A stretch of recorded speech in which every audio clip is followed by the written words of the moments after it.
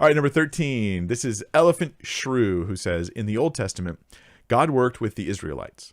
Could a Gentile become a Jew in the Old Testament and be saved?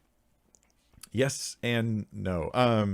So God works with the Israelites primarily, like that's his salvation work. Now, in the Old Testament, he doesn't work only through the Israelites.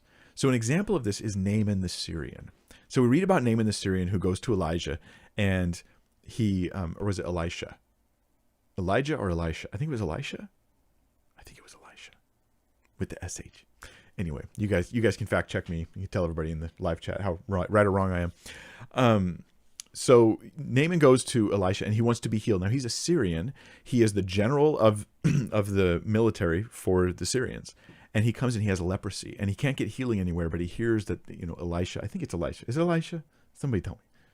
Anyway, he goes to Elisha and he's like, hey man, I want a healing. Can you give me this healing?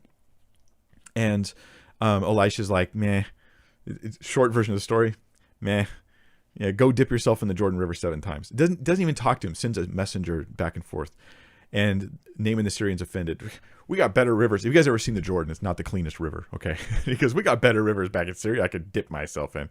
And his servant's like, hey man, if he told you to climb a mountain, you would have done it. Like, why don't you just go dip in the river? Just be humble about it. So Naaman goes and he dips in the river 7 times, and his leprosy falls away. He's healed. Naaman becomes convinced that the God of Israel is the true God. Naaman is a Syrian. Naaman is a Gentile. Naaman is not a Jew. He then comes up. Yeah, it's Elisha. Thanks everybody. 2 Kings 5. Naaman then goes back to Elisha and he's like, hey, I'm conflicted. Now his eyes have been opened. His worldview has changed. The God of Israel is the true God. And that means that these other gods are false. But I'm the general, and part of my job, this is an interesting job he has, is to help the king enter the chamber to worship, I think it's Dagon. And so he would help the king, who seems like he was old and a little infirm. He would assist him in kneeling down and getting back up while worshiping Dagon. And Naaman's like, I'm not going to worship Dagon, but part of my job is to assist him physically while he's doing it. Is that okay? And I also want to take some earth from Israel with me so he can have an altar where he worships the God of Israel. Naaman wants to worship the God of Israel, and he wants to do it in a way that's not offensive to God.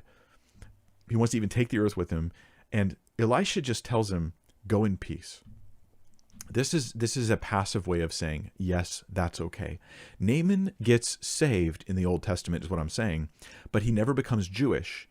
But he does reject his pagan gods and worship the God of Israel. Naaman has simply a faith response, and he's saved, right? Just like with Jesus, you just believe, you just trust in him, and you're saved.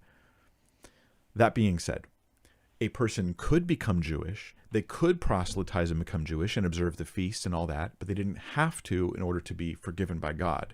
What they had to do was turn from their pagan gods and trust in the true God. And then they could be forgiven. So on top of that, they may have also converted. Maybe they lived in the land of Israel and they become Jewish. Maybe they were a servant in a house and they ended up worshiping and trusting in God. There's my answer on that.